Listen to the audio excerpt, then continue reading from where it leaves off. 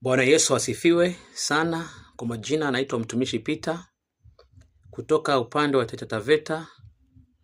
Nashukuru Mungu sana kwa maana anaenda kunivukisha kwenye mwaka wa 2026, mwaka wa mafanikio.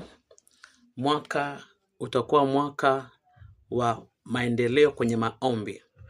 Mali utakuwa, ndugu yangu, mamangu, babangu ambaye unaenda kunitazama kwenye mtandao, ni kwamba omba Mungu sana tarehe 31 kwamba mwaka ambao utakuwa mwaka wenye mafanikio kwa maisha yako, kwa ndoa yako, kwa watoto wako. Omba Mungu sana apate kukutumia kibali, akupe kibali cha mafanikio.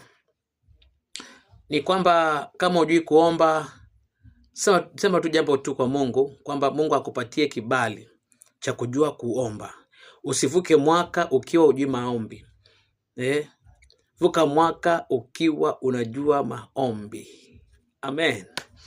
Ni kwamba tena mwaka huu ambapo utakuwa ni mwaka wa mafanikio kwa maisha yako, maana ukisoma Habakuki 2:2 ni kwamba andika jambo ambalo unahitaji kwa moyo wako Mungu akutendee.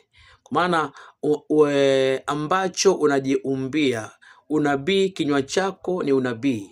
Ambacho unasema kwa kinywa chako kinatendeka kwa imani. Maombi bila imani, lazima uweke imani mbele. Amen. Ni kwamba tena kwamba before mwaka uvuke, chukua karatasi na kalamu, uandike mambo ambayo unataka mwaka huu, mwaka ambao unavuka, mwaka ambao ni mwaka wa baraka kwako, mwaka ambao utakuwa ni mwaka wa mafanikio kwako. Andika mambo ambayo unataka mwaka ukienda kuanzisha mwaka, uanze na mwaka wenye mafanikio, mwaka wenye maendeleo. Usikubali kuvuka mwaka na madeni, ndugu yangu.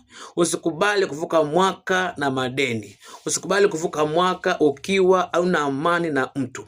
Nakwambia kwamba nataka Mungu akupatie kibali cha maendeleo, kibali cha mafanikio juu ya maisha yako, juu ya nyumba yako, juu ya watoto wako, na uombe sana Mungu akupatie wisdom. Amen. Akupatie wisdom. Amen. Ni kwamba Mwenyezi Mungu akupatie kibali pia cha juu. Wewe ambaye unanitazama